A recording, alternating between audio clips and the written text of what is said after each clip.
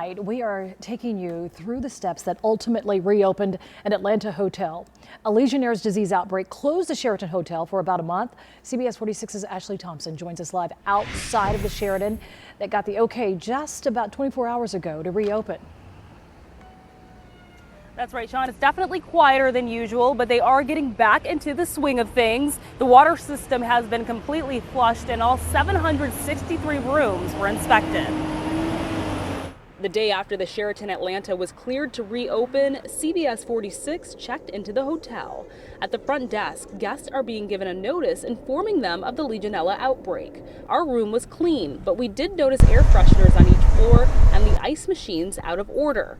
The State Department of Public Health says Legionella bacteria was found in the hotel's cooling tower and in the fountain near the pool. We called Dr. Janet Stout, an expert in Legionella remediation, who says Legionella is naturally found in some water systems. It isn't until it gets into our buildings and water systems where there's a combination of temperatures near body temperature, some nutrients, and other bacteria that it actually grows to numbers that are of concern. This outbreak took one life and sickened plenty of others. We went downstairs to ask for someone who could explain more in depth about the remediation process. The general manager, Ken Peduzzi, agreed to answer our questions, but only if we didn't record him.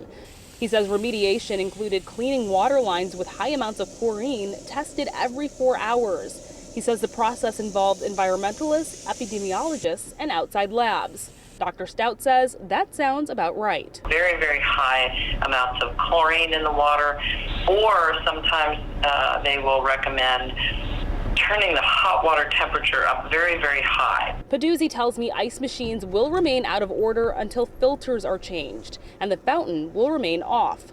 As for the hotel's biggest body of water, the GM says the pool permit actually passed the week of the outbreak. He tells me staff was relocated to other hotels so they could continue to work during the Sheraton's closure.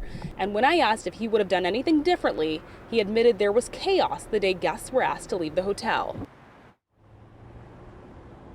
And get this, Peduzzi says he slept in this hotel since the outbreak, only leaving for about 4 days. And while he says there really wasn't anything they could have done to prevent it, Dr. Janet Stout disagrees. She says there should have been some type of risk management plan in place so that this did not happen. But again, the hotel is open in time for some major conventions, including Dragon Con, which is in about 2 weeks. Live in Atlanta, Ashley Thompson, CBS 46 News. Ashley, thank you. We are tracking the disease that the CDC estimates can kill 1 in 10 people that it infects. The number of infections is at its highest level in nearly a decade, nearly 8,500 infections just last year alone.